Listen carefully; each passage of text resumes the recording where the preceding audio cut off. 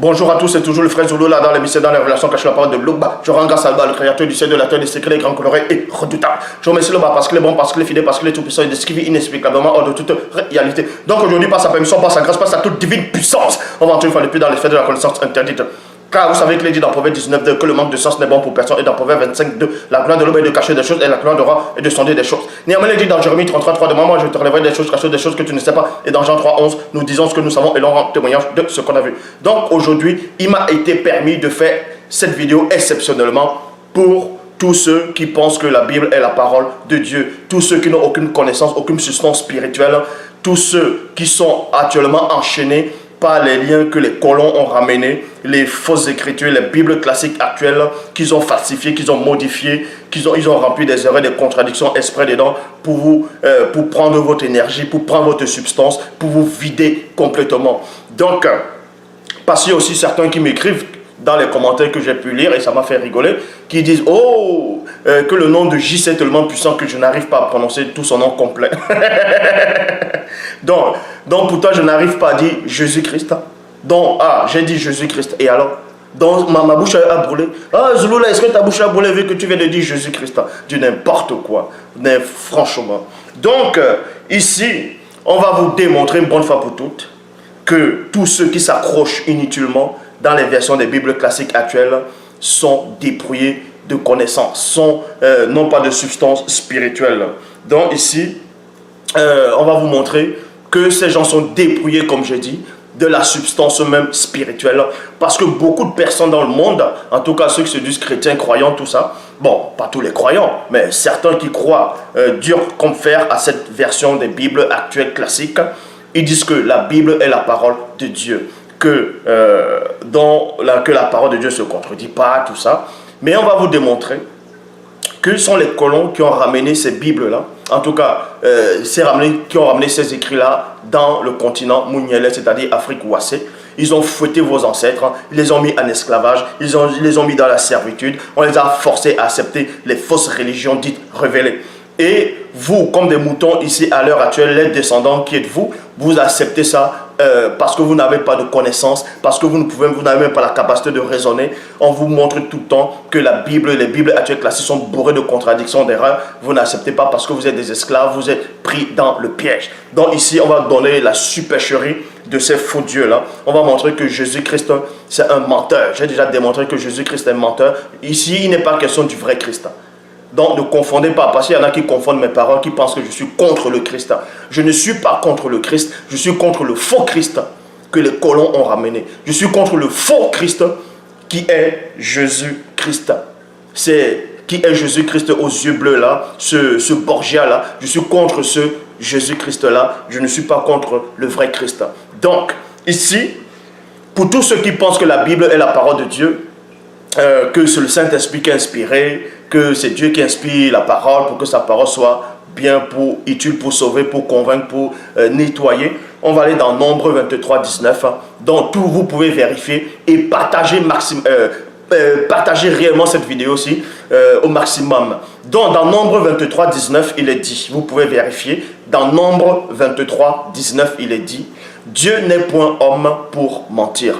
Il n'est point un homme pour mentir, ni fils d'homme, dans d'autres versions dit, ni fils d'Adam, pour se repentir. Donc, si on accepte que la Bible est la parole de Dieu, en tout cas, les versions sont, les écritures, là, telles que vous connaissez, sont la parole de Dieu. Donc, on va aussi accepter que Dieu n'est pas un homme pour mentir, donc Dieu ne va pas mentir, on accepte ça. Et qu'il n'est pas aussi un fils d'homme, d'autres versions, il n'est pas un humain, pour se repentir, dont Dieu ne pourra à aucun moment se repentir si on accepte bel et bien ces écritures-là.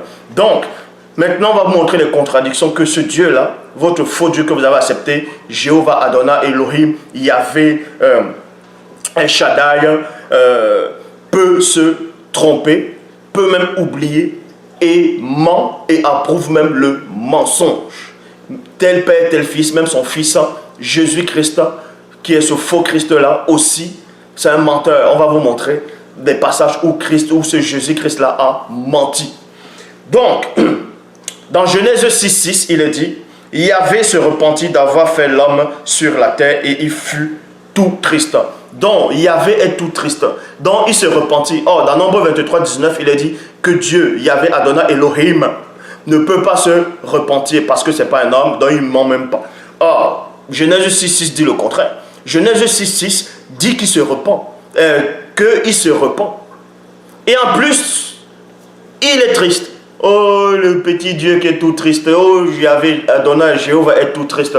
S'il est triste, qui c'est qui va le consoler alors? Donc, traduction du mot nouveau. Et Jéhovah regretta d'avoir fait les hommes sur la terre, virgule, et il fut peiné dans son cœur. Donc, Jéhovah a même un cœur. Dieu a un cœur. Yahvé a un cœur.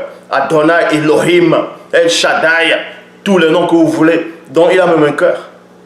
Ah, donc s'il a un cœur, il a aussi les intestins, il a des poumons, il a tout, quoi. Et on dit que ce n'est pas un homme, que ce n'est même pas une créature, mais il a un cœur. Ben voyons.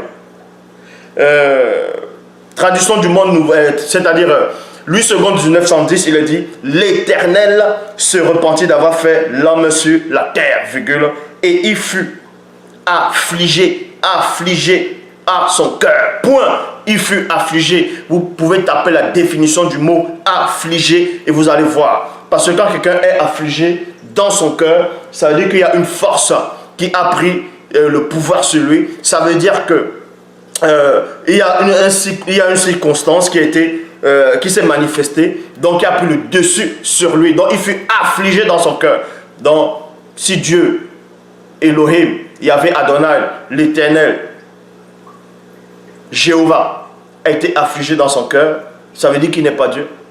Ah oui, ça veut dire qu'il y a quelque chose qui a pris le dessus sur lui. Ça veut dire que quelque chose l'a affligé, quelque chose de l'extérieur, de ce qu'il a vu, a eu un moment le pouvoir sur lui et ça l'a déstabilisé.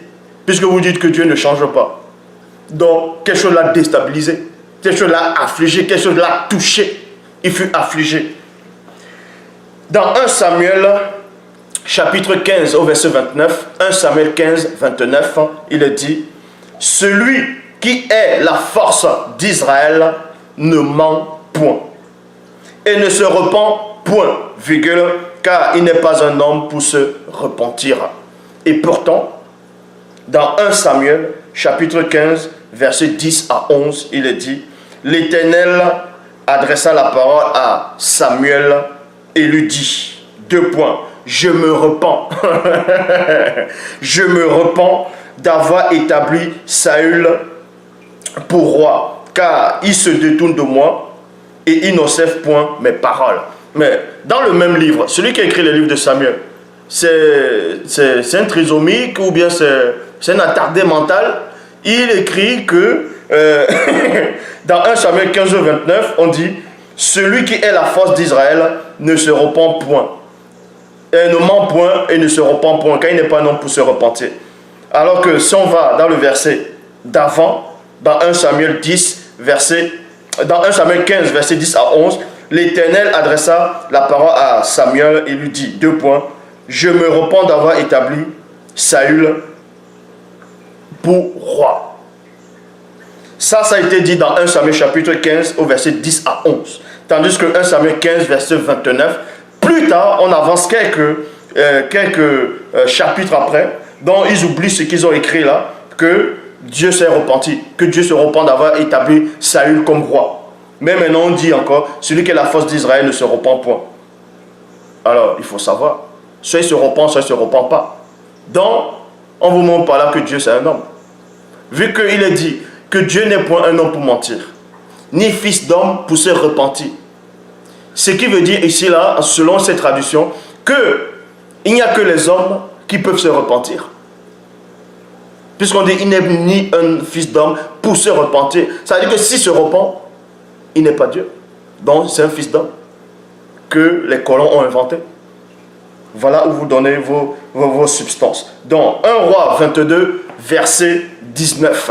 1 Roi 22, 19, il est dit, Michée ajouta deux points. Eh bien, écoutez donc la parole de l'Éternel.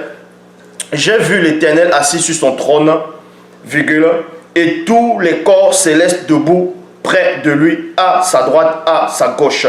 Donc, Michée ici a vu l'Éternel, a vu Jéhovah, a vu Yahvé, a vu Elohim, a vu le Seigneur, a vu votre Dieu. Il a vu. Et ensuite on dit quoi dans le verset 20, traduction du monde nouveau. Jéhovah alors dit, deux points, qui dupera, qui dupera Akab, virgule, je m'arrête dans la virgule. Donc, Jéhovah qui est Adonai, Yahvé, Elohim, celui dont vous appelez comme vous voulez, dont vous allez prier le dimanche, d'autres le samedi, d'autres tous les jours. Vous allez prier, vous allez chanter, vous allez faire des louanges. Voilà votre Dieu. Déjà, c'est un menteur, il se repent.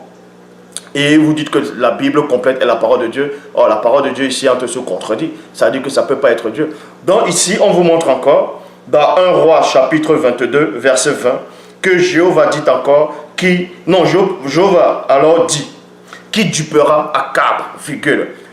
Tapez le mot définition, duper. Duper, c'est mentir, qui va tromper. Donc Dieu demande ici, à l'un de ses généraux, c'est-à-dire à l'un de ses anges, qui va aller mentir? Qui dupera? Qui dupera? Donc, qui va aller mentir? Qui va aller tromper? Or, nous savons que c'est Satan qui trompe. Nous savons que Satan, c'est un menteur. Mais ici, il dit que Dieu, Yahvé, Adonai, Elohim, l'Éternel, le nom que vous allez lui donner, en tout cas, il n'est pas Loba. Loba ne ment pas. Loba est hors de tout ça.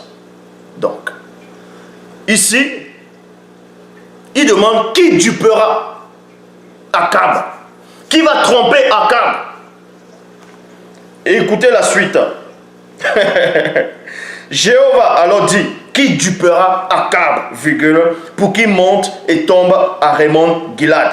Et celui-ci disait telle chose, tandis que celui-là disait telle autre chose. On vous montre que même les anges qui sont à côté de Dieu ne veulent même pas mentir. Puisque chacun cherche une solution, mais sans vouloir dire le mensonge. Donc ils vont rester dire, yeah, mais Dieu veut, le Créateur veut qu'on aille mentir. Il veut qu'on trouve une solution qui va duper. Mais on vous montre dans la suite, 1 Roi, chapitre 22, verset 21, Bible de Jérusalem. Alors l'Esprit s'avança et se tint devant Yahvé. L'Esprit se tint devant Yahvé. C'est moi, virgule, dit-il, qui le tromperait. Qui le tromperait? Tromper, c'est mentir. Et on sait que Satan, c'est le menteur. Est-ce que vous comprenez?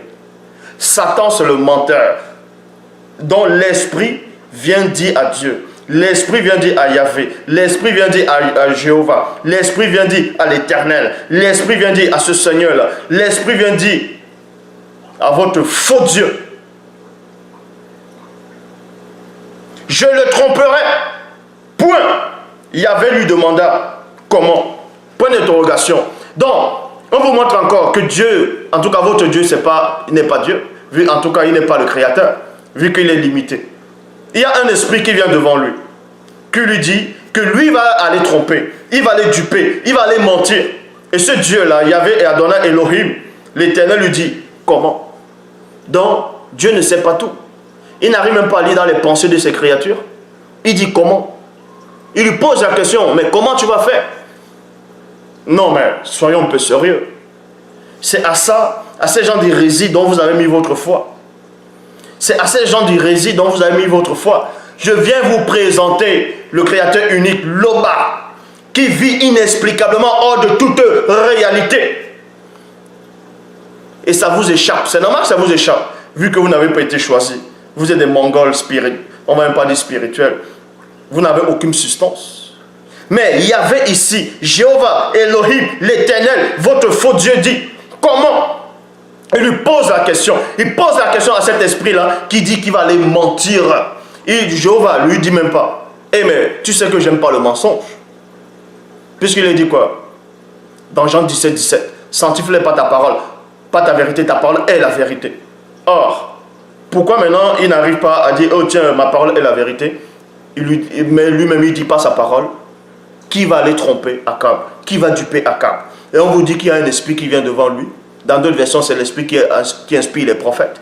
C'est là où on voit bien que quand les prophètes donnent des prophéties, ça ne tient même pas la route. par rapport à une des prophéties dans Matthieu chapitre 2, verset 15. On dit le petit enfant Christ, le petit enfant Jésus-Christ et sa mère Marie sont allés avec son père adoptif en Égypte. Et maintenant là-bas, il fallait qu'ils sortent pour que la prophétie se réalise, ce que le prophète avait annoncé. Et on va voir la prophétie dans Osée 11, 1 à 2. On voit que ça ne tient même pas, on ne parle même pas de ce Jésus-Christ-là. Il est question d'Israël, qui est que quand Israël était jeune, je l'aimais. Et je l'appelais lui, c'est Israël, mon fils a sorti d'Égypte. Mais quand on va même par rapport même à cette prophétie dans Osée 11, 1 à 2, ça ne tient même pas. Mais que Israël même n'a jamais subi l'esclavage en Égypte. Je l'ai démontré. Ça ne tient pas. C'est pour ça qu'on dit l'esprit qui inspire les prophètes est venu devant Dieu. Il a dit, moi je vais aller mentir. C'est là que vous voyez que les prophéties bibliques, la plupart des prophéties bibliques que les colons ont ramenées là, qu'on a écrit, c'est complètement faux. C'est embrouillé, c'est de la zizanie, la christocentrisme. Parce que on sait bien l'esprit qui inspire ces prophètes-là, ces faux prophètes-là, qui n'ont rien à voir avec les véritables prophètes dont je parle dans la version authentique, originelle. Donc, Jéhovah, Yahvé, Adonai, Elohim, l'Éternel, votre Dieu dont vous priez, le Dieu de Jésus-Christ, il est limité. Il demande à l'un de ses créatures, oui, vu que cet esprit qui est venu, c'est sa créature. Si on accepte que votre Dieu, c'est votre créateur, que ce créateur qui a créé toutes choses, c'est sa créature ici, là. Mais il pose la question à sa créature, mais comment tu vas faire? Donc, et ce Dieu-là est tellement limité, n'arrive pas à pénétrer dans les pensées de l'entité, n'arrive même pas à voir le futur, il ne sait rien du tout. Il est limité au temps et à l'espace. Il dit, comment? 1 Roi 22, 22, Bible en français courant. J'irai, a-t-il dit, et je ferai prononcer des paroles, des mensonges par tous les prophètes du roi. Point. Le Seigneur lui a répondu. 2 points. Le Seigneur lui a répondu. Yahvé lui a répondu. Elohim lui a répondu. Jéhovah lui a répondu. L'Éternel lui a répondu. Le faux Dieu des chrétiens, des croyants, l'a répondu. Regardez donc la réponse. Comment quelqu'un vient dire à Dieu qui va descendre, il va aller mentir. Et regardez la réponse de Dieu. De votre Dieu en tout cas. C'est un excellent moyen. C'est un excellent moyen pour le tromper. Aïe, aïe, aïe, aïe, aïe. Vas-y et fais cela. Donc Dieu approuve le mensonge. Jéhovah approuve le mensonge. Voilà la Bible remplie des hérésies, remplie de mensonges, de contradictions, du n'importe quoi. Donc beaucoup de gens sont de s'accrocher inutilement.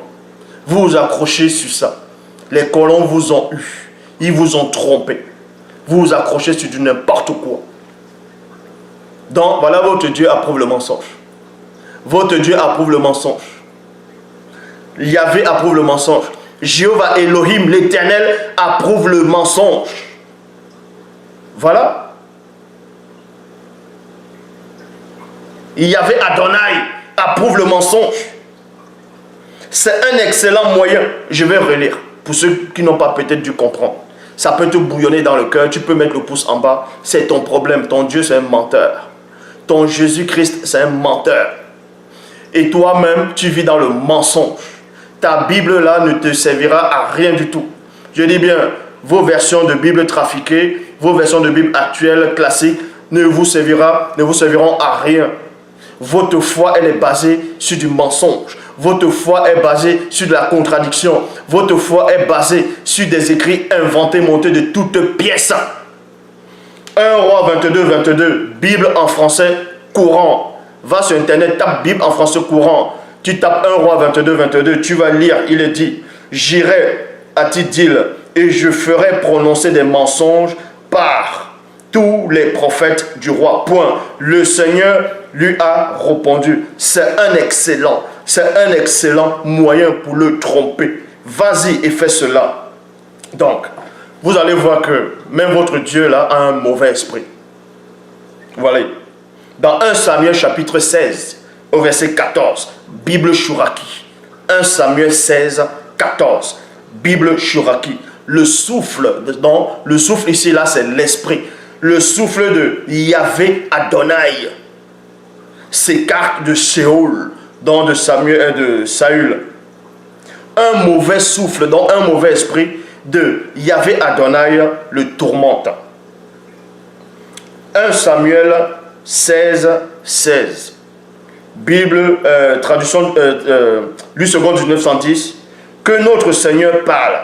Tes serviteurs sont devant toi. Ils chercheront un homme qui sache jouer de la hampe.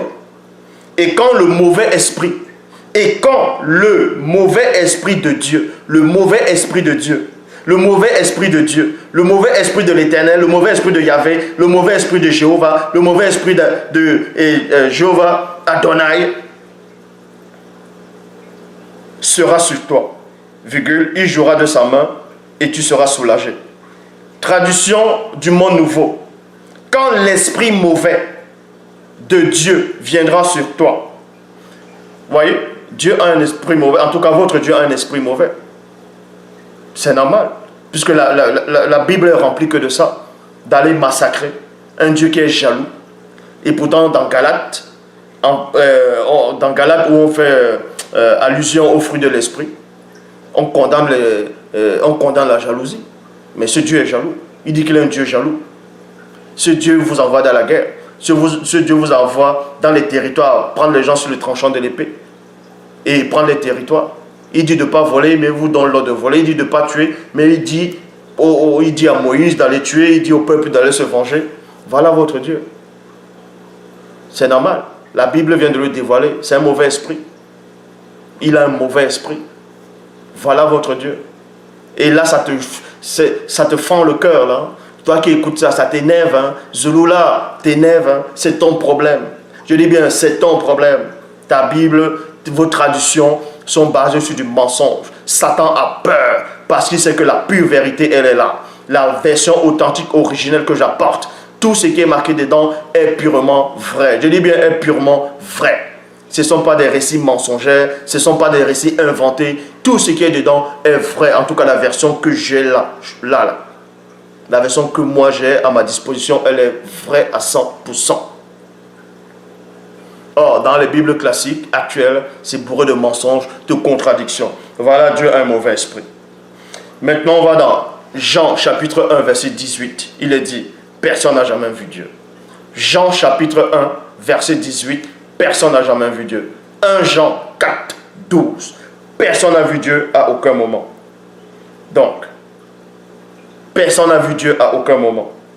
Tandis que quand vous lisez dans Exode chapitre 24, versets 9 à 10, il est dit, Moïse monta avec Aaron, Nabat, Ambium et 70 anciens d'Israël. Ils virent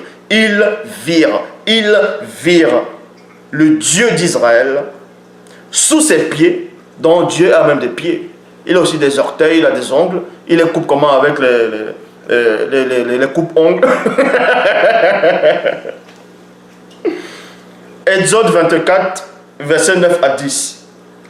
Moïse monta avec Aaron, Nabat, Ambium et 70 anciens d'Israël. Ils virent Dieu. Il vit le Dieu d'Israël. Sous ses pieds, c'était comme un ouvrage de saphir étincelant, comme le ciel lui-même dans sa pureté. Remarquez que c'est dans Exode 24, versets 9 à 10, que le peuple d'Israël a vu Dieu. Et plus tard, quand vous lisez dans le verset 11, tout ça là, on vous apprend même qu'ils ont mangé après. Et Dieu n'a pas porté la main sur les élites des enfants d'Israël. Donc, Dieu savait qu'on l'a vu. Comment tu peux voir Dieu? Il ne sait pas que tu l'as vu. Mais bon. Ici, là, ils ont vu Dieu. C'est dans Exode 24. Maintenant, on va dans Exode, toujours le même livre, Exode 33, verset 20. On vous montre que Dieu oublie. Ce Dieu-là qu'on a vu dans Exode 24, 9 à 10. Voilà ce qu'il va dire dans Exode 33, verset 20. Jéhovah dit encore, tu ne pourras voir ma face, car l'homme ne peut me voir et vivre.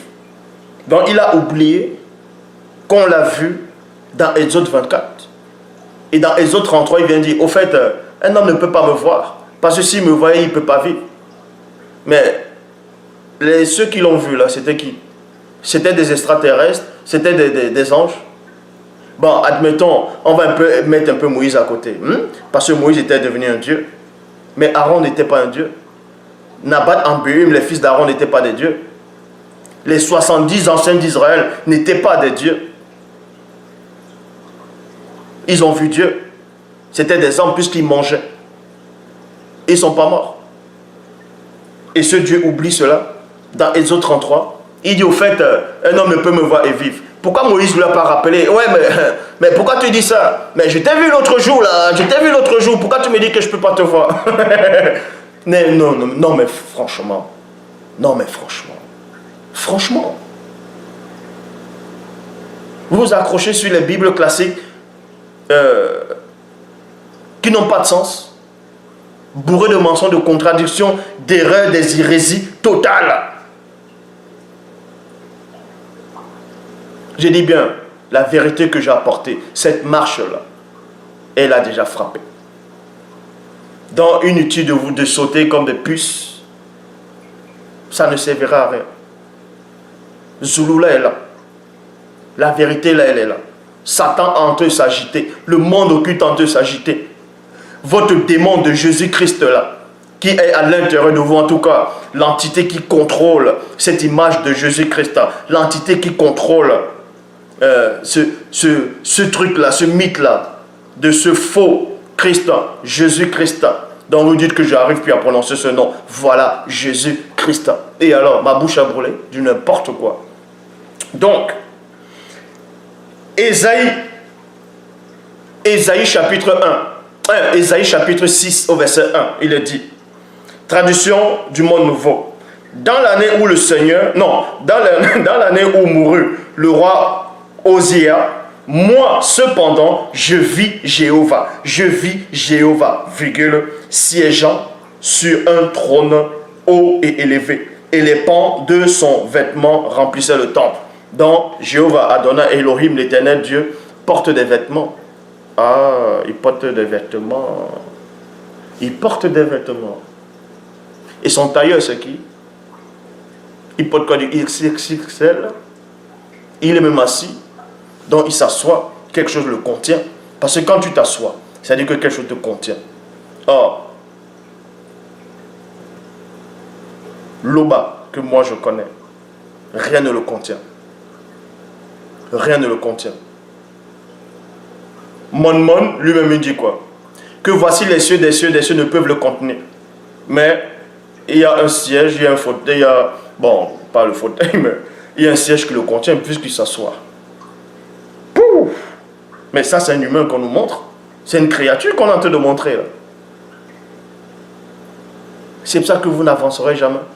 Vous serez toujours jaloux, orgueilleux, aigri, arrogant. Arrogant. Oh, il faut que je casse ce loup là. Hey, il faut que j'éteigne ce loup là. Qui peut éteindre ce loup là? Personne ne peut l'éteindre. Les gens vont s'agiter comme des puces. Ça sert à rien ce que vous faites là. Je dis bien, ça ne sert à rien. Ça ne m'empêche pas de dormir. La preuve, regardez comme je suis joyeux. Parce que ça m'affecte moi.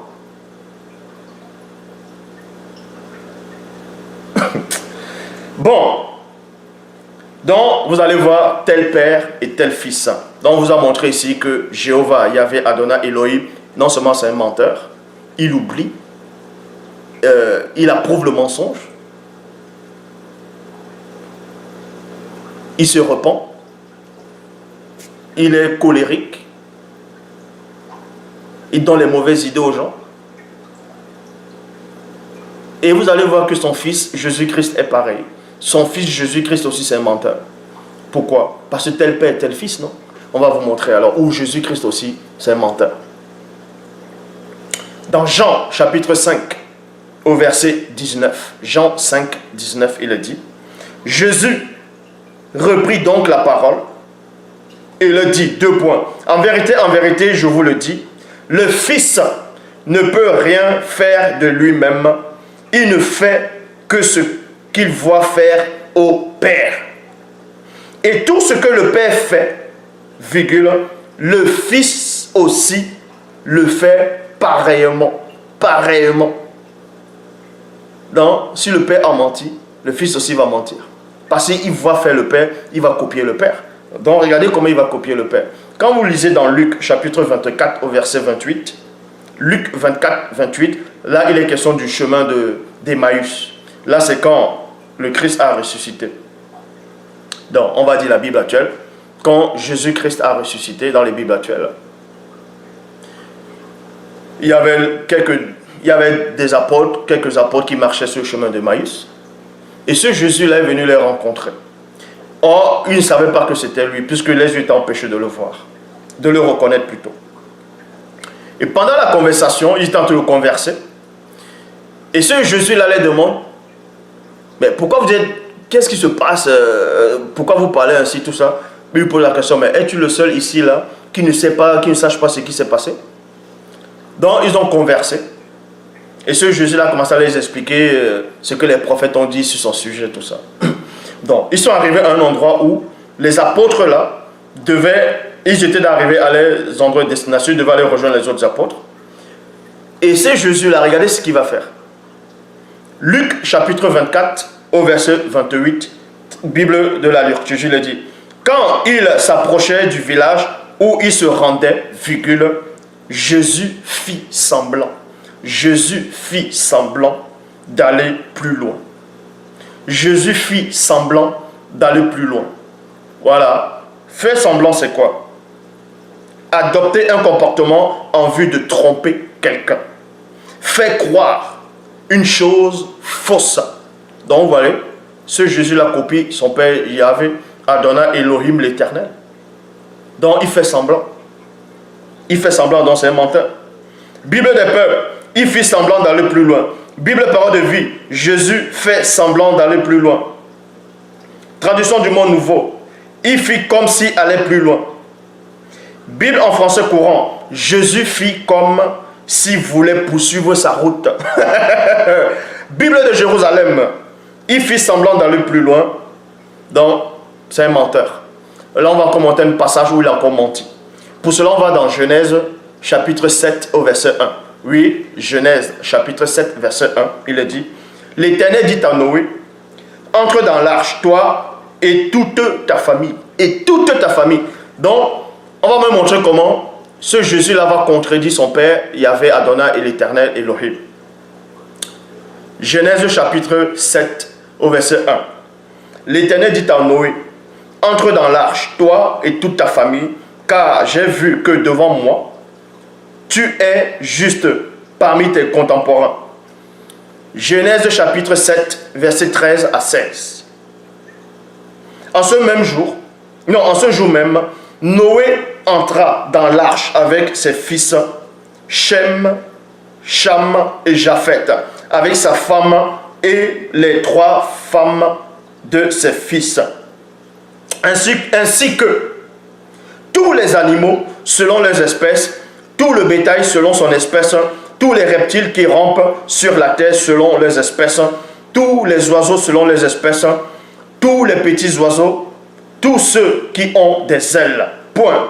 Ils entraient dans l'arche avec Noé, 2 par 2, issus de toutes les créatures qui ont souffle de vie.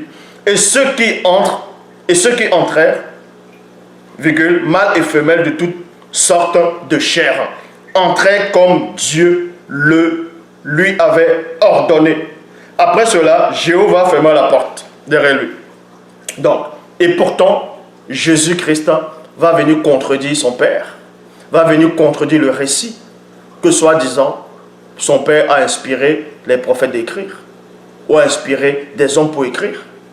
Matthieu chapitre 24, versets 38 à 39. Matthieu 24, 38 à 39, il est dit, car dans les jours qui précédaient le déluge, les hommes mangeaient et buvaient, se mariaient et mariaient leurs enfants jusqu'au jour où Noé.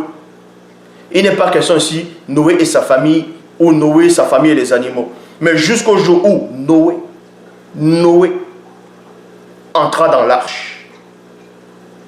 Et ils ne se sont doutés de rien jusqu'à ce que le déluge vienne les emporter tous. Donc, pour Jésus-Christ, il n'y a que Noé seul qui est entré dans l'arche. Puisqu'il n'a pas cité les autres, non. Ah si, il faut avec précision. Maintenant, ceux qui vont toujours, les adeptes pour défendre du n'importe quoi, vont venir écrire, ouais, mais il a dit Noé, en disant Noé va aussi penser à sa famille. Jean 3,11, nous disons ce que nous savons et l'on rend témoignage de ce qu'on a vu. Jésus-Christ ici a prononcé que le nom de Noé. Il n'a pas dit Noé et sa famille. Il n'a pas dit Noé et ceux qui sont entrés dans l'arche. Allez regarder dans les versions que vous voulez. Noé, jusqu'au jour où Noé, dont Jésus-Christ a contredit son père. Vous voyez, c'est un menteur. 1 Pierre, chapitre 3, verset 20, Bible Chouraki.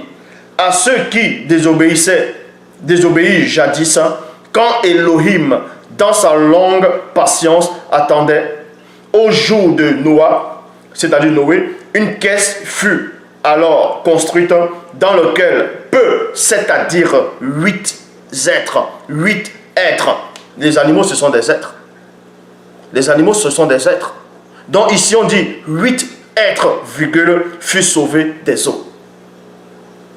Donc, les animaux qui étaient aussi sauvés dans le déluge. Pierre, ici, là, le faux Pierre, qui n'a rien à voir avec le vrai Dalé, lui aussi, il a menti. Puisqu'on sait que, quand vous lisez dans la Genèse, ce n'est pas seulement 8 personnes qui étaient sauvées. Ici, l'on dit 8 êtres. Bible des peuples. Tous ces gens d'autrefois qui n'avaient pas voulu croire quand Dieu se montrait patient. Point. C'était le temps de Noé qui, lui, construisait l'arche. Ou quelques-uns seulement, 8 en tout furent sauvés des eaux. Jésus-Christ parle de Noé. Pierre, ici, parle de 8 personnes. Or, le récit originel de Genèse, où il y a cette histoire, ce n'est pas 8 personnes qui ont été sauvées. Vous allez me dire, oui, mais les personnes, ça veut dire humain. Non, ici on a dit 8 êtres. Ce sont des êtres. Les animaux, ce sont des êtres.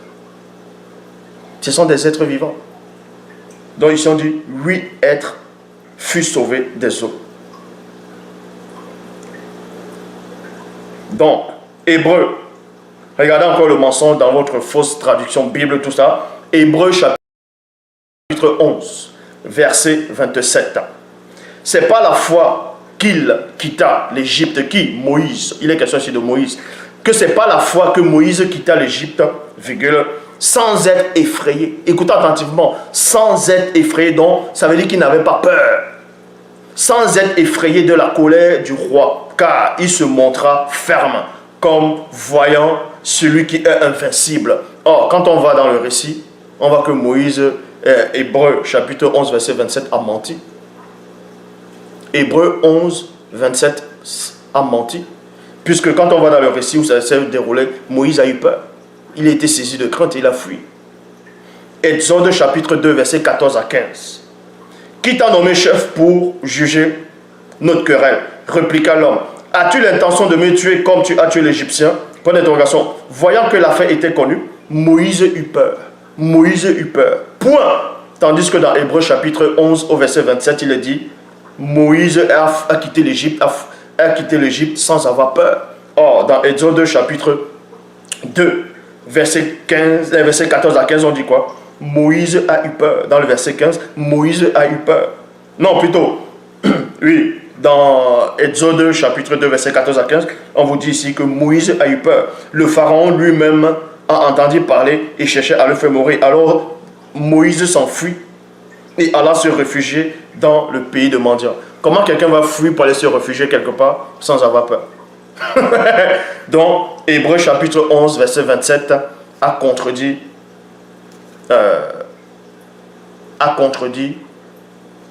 je dis bien, Hébreu chapitre 11, verset 27 a contredit Exode 2, 14 à 15.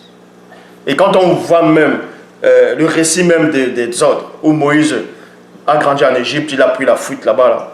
Ça n'a même pas eu lieu déjà. J'ai démontré cela. Ça ne tenait pas la route. Donc, voilà votre fausse Bible remplie de mensonges, de contradictions. Vos Bibles classiques. Zulula est là. Donc, tenez courage.